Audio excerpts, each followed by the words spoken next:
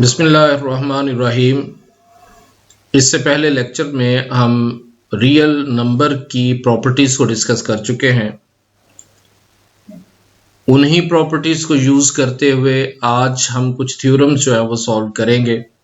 बहुत आसान थ्योरम्स हैं और रूटीन में इस तरह के जो क्वेश्चंस हैं या थ्योरम्स हैं ये हम बहुत यूज़ करते हैं, लेकिन ये वाले थ्योरम्स अब हमने उन प्रॉपर्टीज़ को यूज़ करते हुए सॉल्व करने हैं।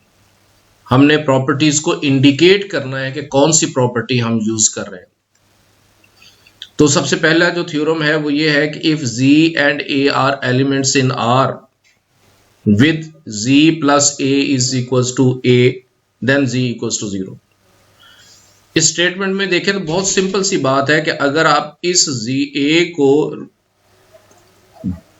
इक्वल के राइट साइड पे ले जाएंगे तो उधर जाके वो माइनस हो जाएगा और a में से a माइनस हो जाएगा, वो 0 आ जाएगा, z इक्वल्स टू 0।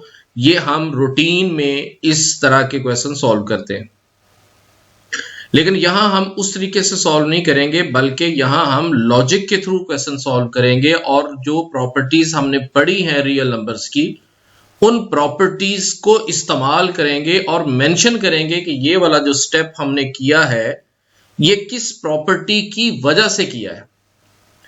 तो क्वेश्चन स्टार्ट करते हैं। सबसे पहले है z plus a equals to a, ये हमें गिवन है, ये स्टेटमेंट हमें गिवन है। एक और बात भी हमें गिवन है कि a रियल नंबर है। अगर a रियल नंबर है, यहां रीजन लिखने लगा हूं, since a belongs to r, अगर ये रियल नंबर है तो डेफिनेट बात है इसका additive inverse b real number को बिलोंग करेगा।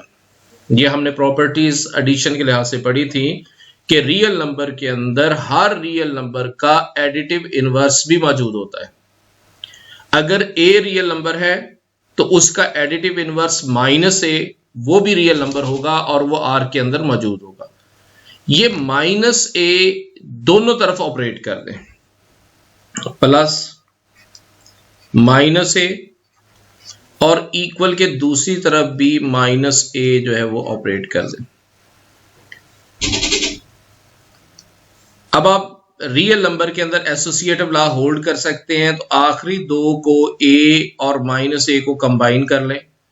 इधर ये बन गया a minus plus minus a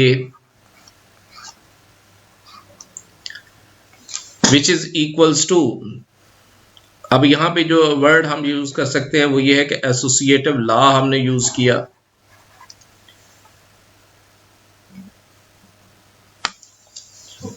z plus a plus minus a ये एक दूसरे के एडिटिव इनवर्स हैं, तो एडिटिव आइडेंटिटी यानी 0 आंसर आ जाएगा और इधर भी आंसर जो है वो 0 के बराबर आ गया। जो प्रॉपर्टी हमने यूज की वो प्रॉपर्टी है एडिटिव इनवर्स की। 0 एडिटिव आइडेंटिटी है। एडिटिव आइडेंटिटी अगर किसी नंबर में ऐड हो तो उस नंबर को चेंज नहीं करते, इसलिए z इज इक्वल्स टू 0।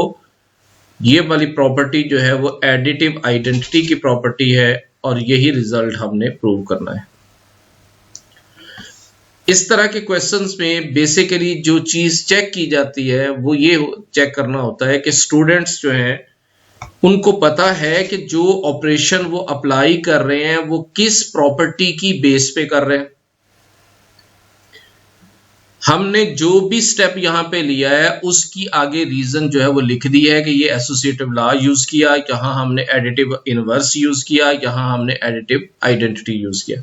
तो इन प्रॉपर्टीज को यूज करते हुए हमने पहला जो थ्योरम है वो प्रूव कर लिया कि z इक्वल्स टू 0। अब आप इसके दूसरे थ्योरम की तरफ आ जाएं। दूसरे थ्योरम की स्टेटमेंट है कि इफ u एंड b, और b खुद जो है वो 0 के बराबर ना हो, आर एलिमेंट्स इन R, इन दोनों का प्रोडक्ट जो है वो b के बराबर आ जाए, देन u इक्वल्स टू 1। बिल्कुल क्लियर बात है कि अगर b इटसेल्फ 0 नहीं, अगर b 0 हो जाता, ये कंडीशन बड़ी इंपॉर्टेंट है, अगर b 0 हो जाता तो u के साथ विच इज जो इसको हमने 1 प्रूव करना है वो 0 से मिलके 0 हो जाता, और वो इसलिए यहां पे कह दिया कि b जो है वो 0 नहीं है। फिर अगर रिजल्ट वही आंसर आएगा, b ही के बराबर आएगा, तब u जो है वो 1 के बराबर होगा। अगर आप यहां b को 0 कर देते हैं, लेट्स सपोज आप b 0 कर देते हैं, आप कहते हैं u डॉट 0, तब भी तो 0 है, यहां भी b आंसर आया और यहां भी वही आंसर आ गया। लेकिन यहां ये कैसे कंफर्म होगा कि यहां से u की वैल्यू 1 है, ये कैसे कंफर्म होगी? ये तो हो नहीं सकती, क्योंकि अगर u की वैल्यू 1 हो तब भी वो 0 से मल्टीप्लाई होकर 0, अगर u की वैल्यू 2 हो तब भी वो 0 से मल्टीप्लाई होकर 0, इसलिए यहां u की वैल्यू 1 कंफर्म नहीं होगी। u की वैल्यू 1 कंफर्म होने के लिए जरूरी था कि b 0 के बराबर ना होता, इस वजह से यहां पे ये कंडीशन जो है वो इंपोज की गई है। अब हम इसके सॉल्यूशन की तरफ चलते हैं।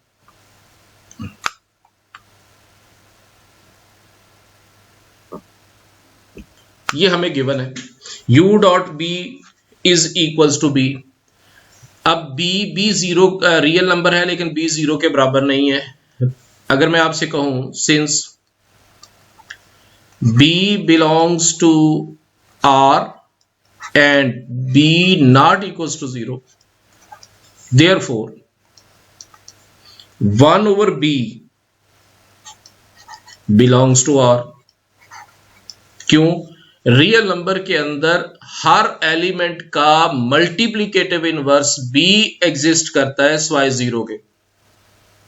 0 का मल्टीप्लीकेटिव इनवर्स एग्जिस्ट नहीं करता, इस वजह से यहां कंडीशन भी हमने इसी वजह से लगाई है कि b नॉट इक्वल्स टू 0। जब इसमें रियल नंबर में b का मल्टीप्लीकेटिव इनवर्स भी एग्जिस्ट कर रहा है तो आप दोनों तरफ मल्टीप्लीकेटिव इनवर्स ऑपरेट कर दें, जो ऊपर स्टेटमेंट गिवन है u dot b dot 1 over b, और राइट साइड पे है b dot 1 over b। u dot b dot 1 over b is equals to b dot 1 over b। ये हमने एसोसिएटिव लॉ यहां पे अप्लाई कर दिया। ये b है और इस b का मल्टीप्लीकेटिव इनवर्स मौजूद है। अब आप ये नहीं कर सकते कि आप बड़ी आसानी से कहते हैं कि जी ये b इस b से कैंसिल हो गया लिहाजा यहां 1 आ गया। नो, ये कॉन्सेप्ट नहीं है। कॉन्सेप्ट क्या है? ये b एक एलिमेंट है, उस एलिमेंट का इनवर्स मौजूद है, मल्टीप्लीकेटिव इनवर्स मौजूद है। जब एलिमेंट अपने मल्टीप्लीकेटिव इनवर्स से ऑपरेट होगा तो मल्टीप्लीकेटिव आइडेंटिटी आंसर आएगा, और रियल नंबर के अंदर मल्टीप्लीकेटिव आइडेंटिटी हम जानते हैं कि वो 1 के बराबर है, लिहाजा हमने वो 1 लिखना है। ये मत समझे कि वो b से कट गया इस वजह से 1 आ गया। नो, b अपने मल्टीप्लीकेटिव इनवर्स से मिलने के बाद मल्टीप्लीकेटिव आइडेंटिटी यानी आंसर जो है वो 1 आ गया। ये मैंने येलो कलर से लिख दिया ताकि आपको याद रह जाए कि ये मल्टीप्लीकेटिव आइडेंटिटी है और यहां भी यही आंसर आ गया। अब यहां प्रॉपर्टी कौन सी यूज हुई है? यहां प्रॉपर्टी यूज हुई है मल्टीप्लीकेटिव इनवर्स की, इसलिए आपने आगे लिख दिया मल्टीप्लीकेटिव इनवर्स। जब मल्टीप्लीकेटिव आइडेंटिटी किसी एलिमेंट से ऑपरेट हो तो वो एलिमेंट चेंज नहीं होता, वो एलिमेंट वैसे का वैसा ही रहता है। अब 1 जब u से ऑपरेट होगा, मल्टीप्लाई होगा, तो आंसर u इक्वल्स टू 1 आ जाएगा। और जो प्रॉपर्टी हमने यहां यूज की है वो प्रॉपर्टी है मल्टीप्लीकेटिव आइडेंटिटी। तो बहुत सिंपल क्वेश्चंस हैं सारे के सारे, लेकिन हर स्टेप के ऊपर आपको सोचना पड़ेगा कि कौन सा लॉजिक यूज कर रहे हैं, कौन सी प्रॉपर्टी आप रियल नंबर्स की यूज कर सकते हैं, क्या ये वाला स्टेप हम कर भी सकते हैं, नहीं कर सकते, क्या हमारे पास कोई इसकी लीगल बैकग्राउंड मौजूद है, क्या मैथमेटिक्स की बेसिक डेफिनेशंस हमें सपोर्ट करती हैं ये स्टेप करने के लिए। अगर वो आपको रीजन मिल जाए, प्रॉपर्टी आपको मिल जाए, तब आप ये वाला स्टेप कर सकते हैं। इसी क्वेश्चन का सी पार्ट, उसकी स्टेटमेंट चेक कीजिएगा।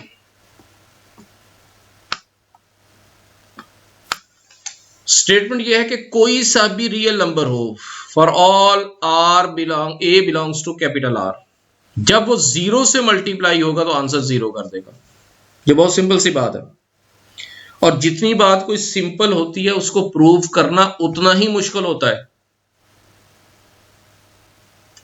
आसान चीज को प्रूव करना कंपैरेटिवली मुश्किल होता है, क्योंकि कॉम्प्लिकेटेड चीज को तो आप सिंप्लीफाई करते चले जाएं तो वो प्रूव हो जाता है। जब है ही सिंपलेस्ट फॉर्म, उस सिंपलेस्ट फॉर्म को जब आपने प्रूव करना है तो वो थोड़ा सा मुश्किल हो जाता है, और हमें उसकी जो बेसिक डेफिनेशंस है मैथमेटिक्स की, उनको यूज करके हमें ये आंसर कैलकुलेट करने पड़ते हैं।